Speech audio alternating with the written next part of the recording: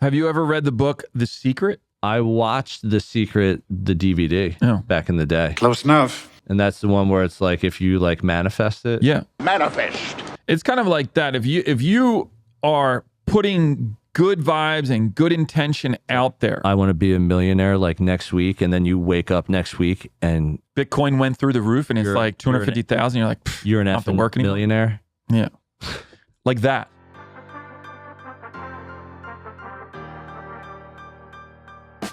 Welcome to the podcast dedicated to real estate, insurance, and building your business. Join us as we take you along our own business building journeys with additional wisdom from our network of local and national experts. Welcome to Bricks and Risk. This episode is brought to you by Property Management Redefined. PMR is not just managing properties, we're creating partnerships that build long-term success for property owners. John and his team can be reached at manage@gopmr.com or by phone 267-753-6005. Tim? Yes, Sean. Who's a good client for PMR? Property Management Redefined is looking for property owners who value three things: accountability, reliability, and a results-driven approach. They want to maximize returns, but still provide client and tenant satisfaction. There's a lot of property managers out there. Yes, there are. What does PMR do really well? Biggest thing is they're seamless and they're worry-free. So with that approach in mind, it allows the property owner to put their trust in PMR and know that the results will be there. The other thing I think a property owner is really going to value, because they do it so well, is that they have a local expert team, boots on the ground, managing your properties and your tenants' expectations every day so that you feel good about your investments. We have millions of listeners out there. Tens of millions. If they want more information, how do they find PMR? Right here, guys. Reach out to John Sachs and his team at Property Management Redefined. We'll take good care of you. Hey, everyone. Welcome to another episode of Bricks and Risk. I'm Timothy G. And I'm Sean Mooney. What's up, man? Hey, what is cracking besides this rainy, dreary day in downtown Philadelphia, Pennsylvania? Yeah. And you know, my glass half full approach would say we need rain to make sure the grass and trees and flowers are healthy. Well, it's a bye week this week, so why don't you educate us on where this hat came from? Because you and I were talking last night on a late night Zoom about the podcast and all of our amazing to-do list items that we're running through right now, but we were talking about this hat. What was the one? What was it? Godzilla, giant Godzilla marketing. Yes. That was part of the nothing folder. Which we will be talking about at some point soon, but let's educate everyone on this hat here. What's going on? It's my Doom hat.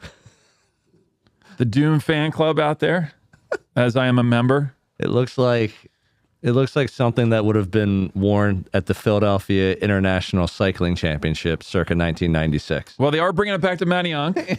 They are. So maybe it is... Bike race is back. Maybe it's appropriate. Gasdraws.com. Shout out, Gasdraws. Shout out. It's just now I mix it in as part of my repertoire. I love it. All right, what are we getting into today? Today, we're going to be talking about business and being connectors in your business and your sphere, and why it's a good thing, how to become a networker, or not a networker, connector, and some of the valuable things that can come from that. Well, not only are we going to talk about this from a business perspective, but I think this also plays a little bit more even into like a life perspective. How you live your life, which I'll get into. Tim will talk about that. Yeah. I'll stick to the business topics of such. All right. That's how we're rolling. I think a really great way to start this one off is like, what does it mean to be a connector to Mr. Mooney first? Super simple. A connector, which I proclaim myself to be. Likewise. is you go into a room, it could be a networking event, it could be wherever, a birthday party, whatever.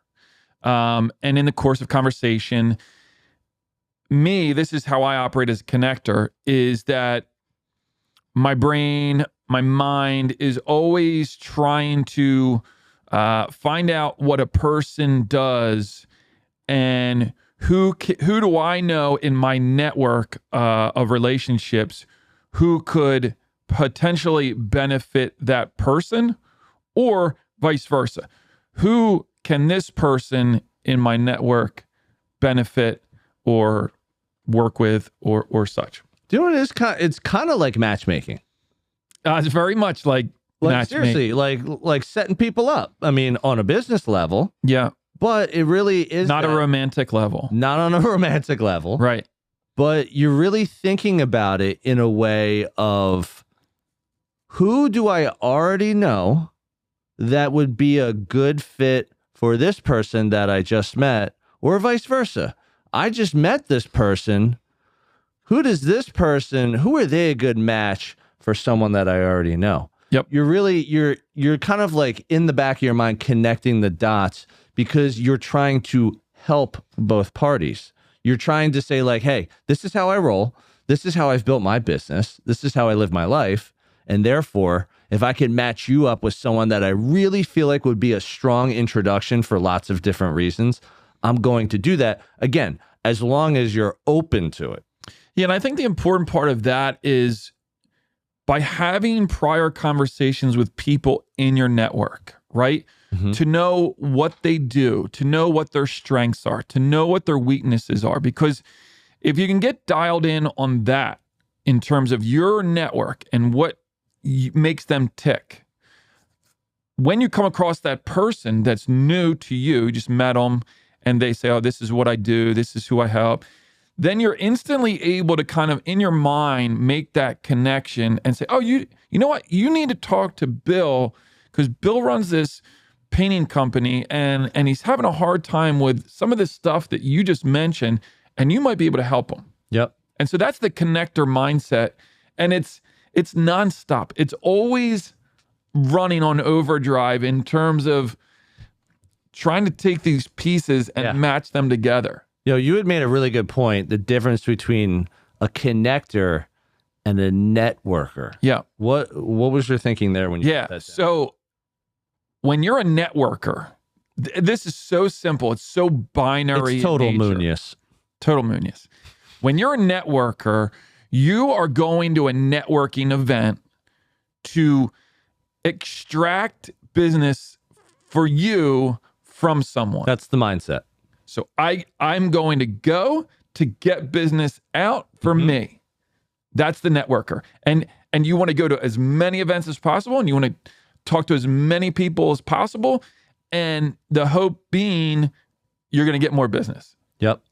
The connector is pretty much the opposite. Yeah.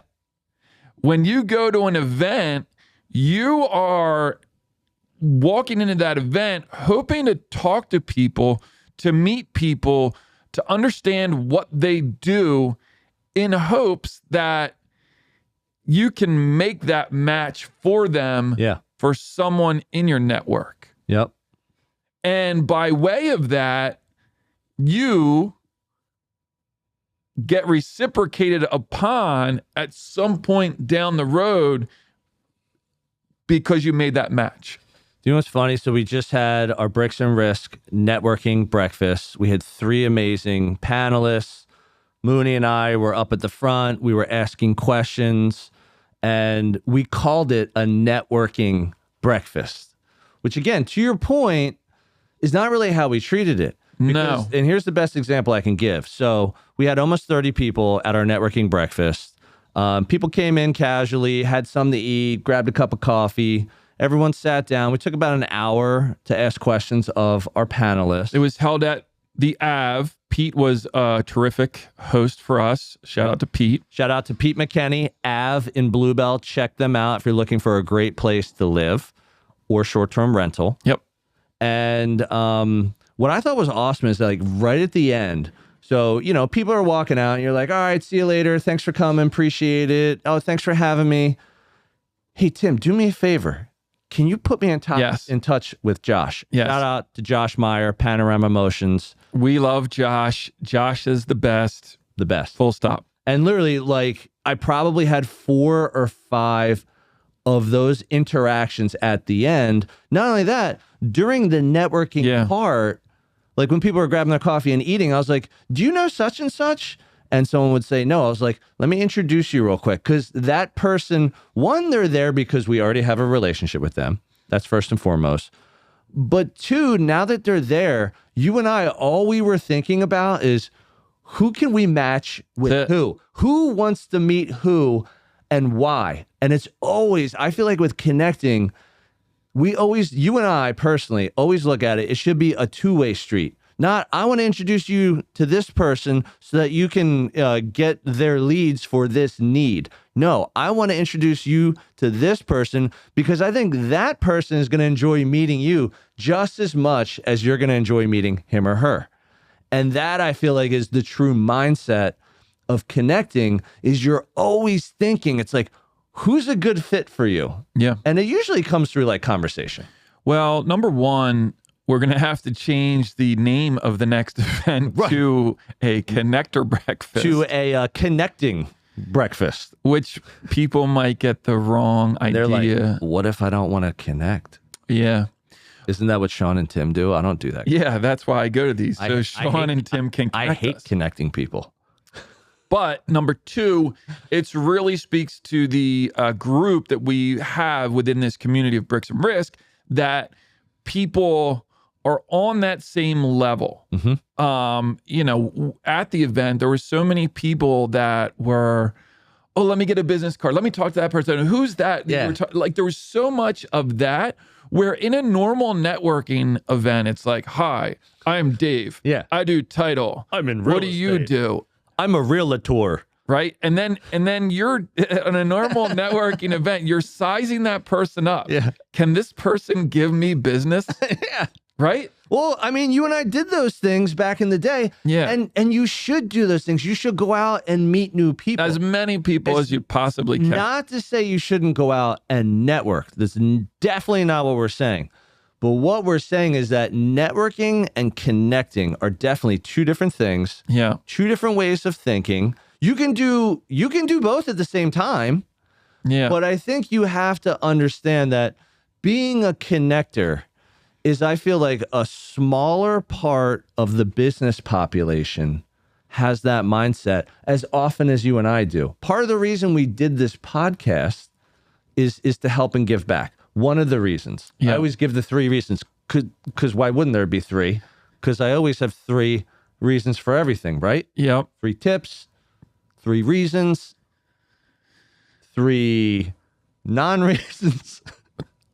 Top 3, bottom 3, middle 3, Top whatever. 3 Timmy G? Yeah. Or top 3 Shawnee P? Right. All right. So there's a difference between the network. You can be both. It goes back to Gary V, 51-49. If you're giving 51%, you're going to be taken care of. You're going to win in the long run. And that's just my mindset when it comes to business. But I would say to people, be cognizant of that. And when next time you go to the networking event of choice and you get in a room with people, don't just make it about what can I get out of this networking event. 100%. Really try to go in with the idea that, yeah, you can meet people and have that interaction to kind of look for people who might be a good addition to your network that you can get business from. But I would say take a little bit of time to think about the people in the room, the people in your network, and try to make those connections, because it really can go a long way when you become that person that is connecting people, and your network becomes bigger and it also becomes stronger because now you have those 2 people that are connected by way of you. All right. So here's my analogy, because we all know by now, not only do I love top 3, but I love analogies. Networking is like speed dating. You're literally just meeting all these people. You only have a certain amount of time with them. You're shaking hands. You're kissing babies. You're passing out business cards. You're just like, okay, on to the next one. On to the next one. I want to walk out of here with like 10 business cards. Just like I want to walk out of this room meeting like 5 women or 5 men, whatever it is. There's always a romance angle with you. Well, hey, that's part of life. Then the connecting is a little bit more like a blind date. So that's like, hey, I want you to meet this person because, and then the two of them, if they agree, will go out. So that is kind of the analogy I'll make. There's nothing wrong with speed dating and there's nothing wrong with blind dating. They're just two different things. That's a good top 3. You like? That's not a top 3. It's an analogy, bro. Oh, shoot. Wake up, Mr. Analogy. Wake up. Right. All right. So let's get to the second point that we had. Why don't you introduce this one? This one is the top 3 of becoming a better connector. Well, before we get to that, let's just talk about why it helps. Oh, I was getting to the top 3. Build your business. Why? And honestly, it's like the first one I said is, I say it all the time, you say it all the time, is know, like, and trust. Yeah. So again, when you are going out, meeting people, intentionally putting them in touch with others, introducing them to others, sending warm text intros, sending warm email intros, just saying, hey, I met Bill today. Do you want to be introduced to Bill? Yes. How do you want to do it? Just send him my contact. Like, these are all I have these conversations almost every day. Like, no lie, I probably have at least one basic conversation a day of like, hey, Tim, can you put me in touch with such and such? Or, hey, such and such, would you like me to put you in touch with this person for this reason? And it happens, maybe not every day, but multiple times a week. For sure, I am connecting people. And part of the reason I do that is because I feel like that's going to add value to both sides. Like, I always look at it that way. Like, if I say like, hey, like if it was like a real good example, a real estate agent and a loan officer, and I'm like, hey, you should meet this loan officer because they do mortgages and your buyer clients are going to need mortgages. That's not connecting. Connecting is like, I want to introduce the real estate agent to the loan officer. One, because I think they're like-minded. Maybe they do business the same way. Maybe they're like of a similar age, or they have similar interests, or like they have similar backgrounds. Like they were both in corporate America. They both became entrepreneurs. So like their stories are the same, like it's whatever like it is. Me and South Philly Vinny. Yeah. You and your long lost brother. You know, South Philly Vinny. He had a birthday the other day and I sent him some. Shout out to Vin. I sent him some Fugazi music for his birthday. Like physical music, or so my digital music? My choice of sending music is, do you know Bandcamp?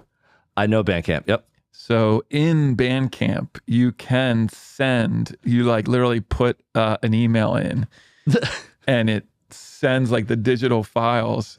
So I've been harassing Vin a little bit with some music. With some punk?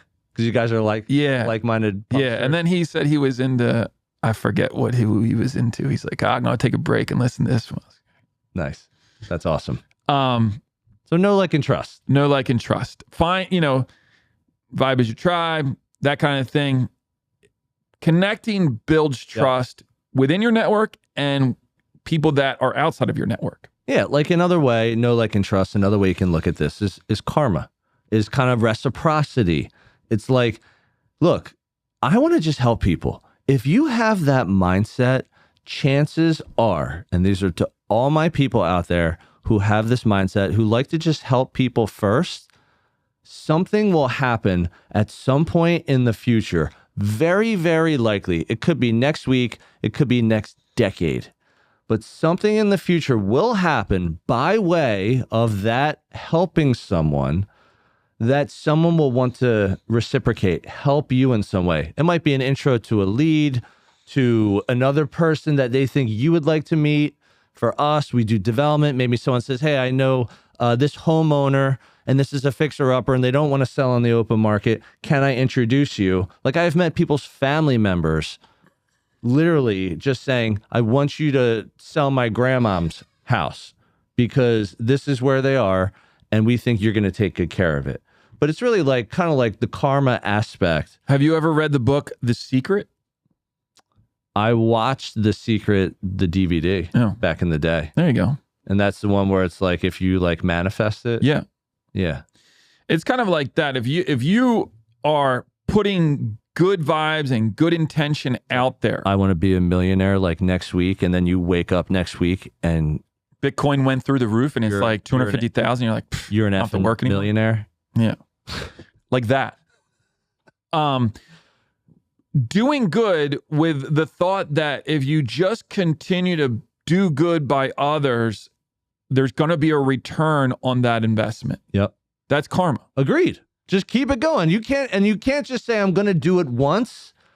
I helped them. There's no opt-in and opt-out of karma. Why didn't they help me? No, that is the complete opposite of what we're saying. This is a way of thinking. This is mindset. This is training yourself, if you don't think this way already, to just look at it a little bit differently. It's not tit for tat. It's not lead for lead. That's not there's no scorecard. There is no scorecard. Like we've talked about this on multiple episodes. Yeah. And it really ties into one of our better interviews when we interview Bob Berg from The Go-Giver. Shout out to Bob Berg. And one of the best interviews we've probably done, because the entire conversation was about this, about thinking of others first, is that you're really focused on giving rather than getting. Yeah, serving your clients, serving your prospects, figuring out their problems and finding a solution for them. And that's his book. That's his methodology.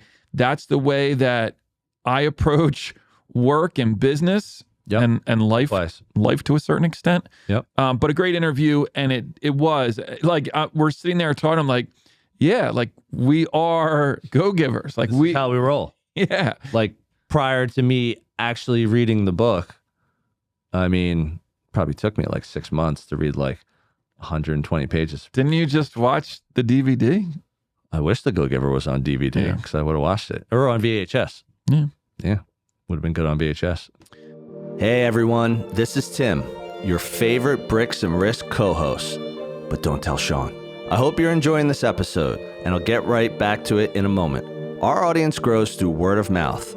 So if you would please take a moment of your time and give us a review on the platform you're on, that would be fantastic. Please also help spread the BNR word by sharing your favorite episode with a friend. We greatly appreciate your time and trust. Now, back to the show. Well, all right. So one thing that Bob said too about the, focus on giving rather than getting is that you have to be open to receiving. And that may be like an assumption for most. Well, yeah, of course I'd be open to receiving. Why wouldn't I be open to receiving? No, it's not in that vein. Is that just say like, look, I'm going to help people purely for that aspect. But if someone in the future ever wanted to help me, I would definitely be open to getting that help. And I think thinking about it that way also helps with your mindset. Because if you're just saying, I'm supposed to give, you're going to give it, you're going to give 3 times and get frustrated. Like, why is nothing coming back to me? I don't understand. I've helped this person twice. I've helped this person 4 times. Like, why is no one helping me? I need help. It's removing the expectation of I need to receive. It's the scorecard, right? Like, when's my turn? Right. And so you just have to eliminate that. And it's hard. That's a hard thing to do. I mean, I struggle with that. It's difficult. Everyone does. It's difficult because you're like, I'm putting all this time in. I'm trying to do this. I'm trying to do that. And when is it going to come back to me? Right. And I guess early on in your career, it can be even that much harder. Yep. Because you're trying to build, like it's easier for us as established business owners to kind of sit back and give and give Yep. and give. When you're early on, it's not as easy because you're trying to make deals and trying to make money. Make money. How do I make money? Yeah. And then that's like your focus. I need to eat. I need to survive. Yeah. How do I make money? Yep. So I would say that during the early years of your career, definitely try to be the hybrid networker, connector. Well, and if you're doing like networking all the time, chances are you will connect, just like it'll just happen. And then when you connect 6 months or 6 days or 3 years later, something will come across your plate and they'll be like, hey, remember, I just want to let you know that was a great introduction. You know, I have a buyer client looking in this neighborhood. Tim, would you like to help this buyer client in this neighborhood? And it's like, of course I would love to. Yeah. All right, so let's go glass half empty style before we get into Timmy G's top 3. Yeah.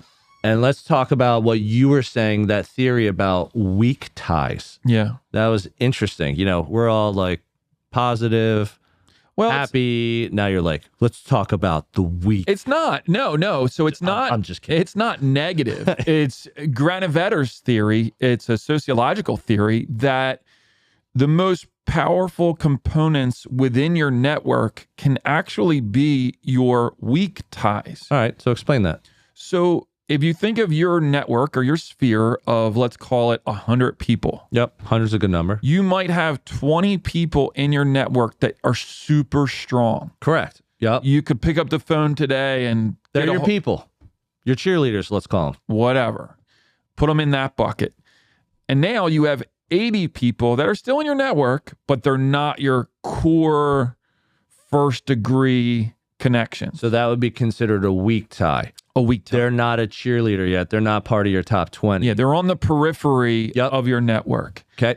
And the theory is just that those connections can actually be more impactful for you than your core 20. Really? Yeah. And I don't know the exact, what I took from it or what I gleaned from that way of thinking or that theory. Did you read this in one of your business books? No. This is sociology and theory. Okay. This is from one of your sociology books? Textbooks. Okay. Cool. Yeah. Is that number one, there's more. So just from a sheer number perspective, there's going to be more of them. More opportunity. So that it could be more impactful just from a numbers perspective. But also, too, that I find, and tell me if you agree or disagree, but it's oftentimes easy for me to have a referral for someone that I don't have an immediate connection with. Okay, so let's call it one of your 80, one of your weak ties, and then you're almost putting like more effort, more thought into trying to connect someone. No. What I'm saying is, if I am so if I'm connected to someone, but I'm not their 20. Okay. Yep. I'm one of their 80 sitting on the side, and we know each other. We're connected, but it's a loose connection. It's I know them through this person. Yep. I sometimes have an easier time floating that person's name to someone. Yeah. Be like, give them a call. Yeah, you don't really truly know each other yet. Maybe it's like, let's call it an acquaintance. Right. Maybe you met them somewhere, like they know me or they know someone you know, whatever. Yep. And out of the blue, you're like, talk to that person, because even though they're an acquaintance, I think that would be a good connection for you. And there's also too less pressure. It's true.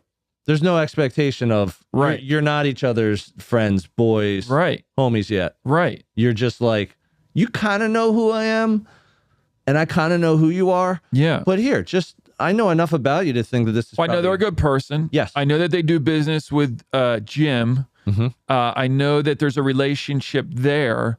So I know that he's not, going to take one over on you. Yep.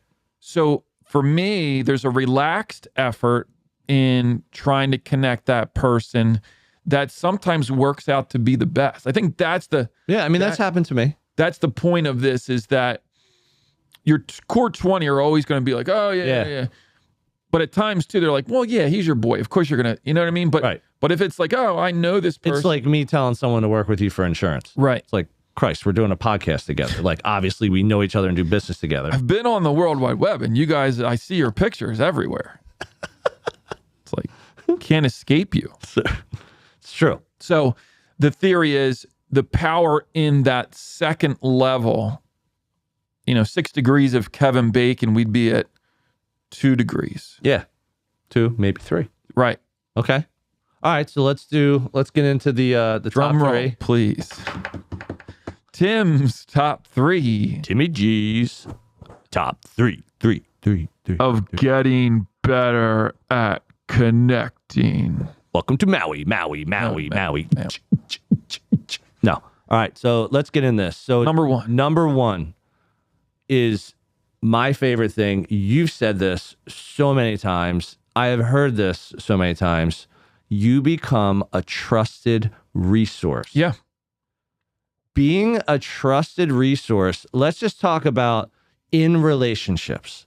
This happens on so many different levels. Like, people will ask me for anything and everything these days just because I've been connecting. I've been connecting as long as I've been able to be connecting. Let's say all the way back into like bus college. parties. Yeah. Into like bus parties. Yeah. At LaSalle University. I'm like, that's where you go to get the keg. I know that place is cheap and or doesn't check. I think you were... So buy 3 kegs there. I think you were probably a networker more than a connector at bus parties because you were always trying to extract something for yourself. Oh, really? Mm-hmm. But like an extra drink or an extra dance on the dance floor? Yeah. All right. Okay. That makes sense. But you graduated. True. Yeah. And I did graduate on time. So it's overrated. So again, being a trusted resource, you're an authority. Yeah, right? you get credibility. Yep. And you become valuable to your 20, let's call it, your 100, your 80, maybe a couple 100 people after that you third, fourth, fifth degree, someone just finds you online, knows your name, let's say, knows who you are, and they're like, hey, I'm going to talk to Sean. I'm going to see if Sean knows someone who does this. That's the future episode we talked about as the Rolodex episode. We will.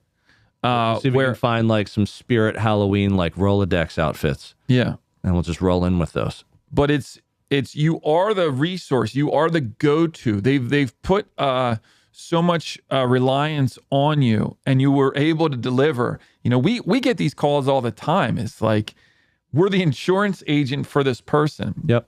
But do you have a painter? Do you have a roofer? Do you have a plumber? Happens all the time. All the time. And I'm sitting there scratching my head like, why are you going? Why would you ask me for a roofer? Yeah. Why would you ask me for a painter? Yeah. It's just because you've delivered. Yes. You've correct. proven value time and time again.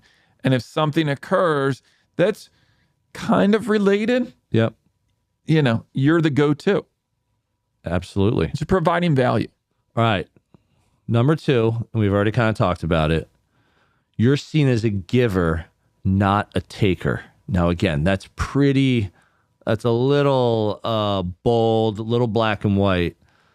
I don't want taker to sound like a bad word, but... No, you're giving at the forefront. But sometimes people will label other people like that. Oh, I helped that person do this, or I've connected this person to that, and I've never gotten a thank you. I've never gotten this, or never, however you want to look at it. Everyone is totally different, and everything is completely situational. But some people might say they're just like, they just want what I have, and they might consider that a taker. So just know that label exists for a reason. Some people's perception is that's the way you roll in business and or in life. So it's really like putting into your network, adding to your network, connecting within your network, networking breakfast. We had guest speakers. Not only are we bringing people into our network, we're providing information to all these people that actually took 2.5 hours out of their day on a Tuesday to drive someplace that might have been a half hour to an hour. Yeah. For some people came from the city, and they came in and sat there because they knew that we were going to deliver value. Yeah.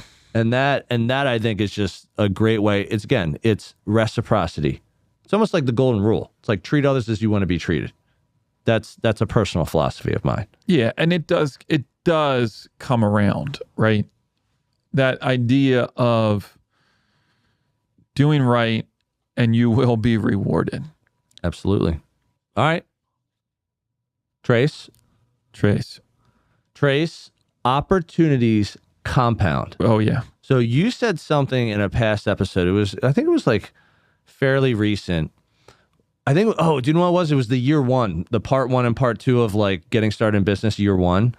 And one thing you said that I thought was really good is you're like, okay, my year one, like I'm kind of like faking it until I could make it because no one wanted to allow you to sell their coverage. Like you were like, I don't have any business. They're like, go take a hike. Yeah. And then finally you found Iron Peak.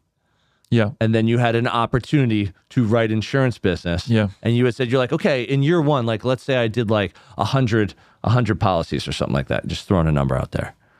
You're going to get juice in year two and future years from the 100 you did in year one. Yeah. Because if you do that 100, let's say like 5 of them are absolute raving fans and, another 20 of them love you. And then it's like, and then you have your weak ties, let's call it. But they like Mooney Insurance Brokers. They're working with you. They want to stay with you. Yep. But what happens is that the opportunities through those people you're helping, even though you're just helping as a service provider, those opportunities that you're creating for them, you're helping them. It's good for your business, but that will compound. Yeah. And they'll go I used to tell people in real estate, if you really care about customer service and like, let's say you help a first-time buyer and you just they're like over the moon about how well the transaction went. Thank you so much. I appreciate all your time, your communication, your knowledge, whatever. Like they will go tell 5 people they know what a great real estate agent you are. Like that's what they're going to do. Yeah. And it's the opportunities compounding is in that vein. Yeah. And if you continue to deliver, right, then you get more opportunities lead to more referrals and more business. And the snowball effect just happens over time. And that's kind of the point and the purpose in being a connector. 100%. All right. Why don't you go ahead? That's all we got. One down. Listen, fans, if you want to get in touch with us, we'd love to hear from you. I said it before, we got about YouTube, 27% on YouTube that watch our content are subscribers. Okay. So a big ask from everyone out there, if you're still with us here. We want to take the 73 and we would love for them to go like this on subscribe. Yep. That's what we're asking. Yep. Okay. So you can reach out on YouTube. Please subscribe. Shoot us an email with any topics, ideas, questions. Would love them. Or if you just want to connect, bricksandrisk@gmail.com. And on the Apple podcast, you can leave a review for us. Written review. We'll share them on the show. And if you're on LinkedIn, hop into our network, 700 or so. 700 plus. Cruising. In our community there. A great place to find content that you're not going to catch anywhere else. And check us out and drop us a note. All right. That's all we have for this one, folks. Thank you for tuning in again to another episode of Bricks and Risk. See you next week. Yo, folks. Thank you for joining us on another episode of Bricks and Risk. Our goal is that you walk away with 1 or 2 valuable nuggets, and we greatly appreciate you sharing your time with us today. You can find all BNR episodes on Spotify, Apple Music, YouTube, and anywhere else you get your podcast content. Until next time, keep learning and keep growing.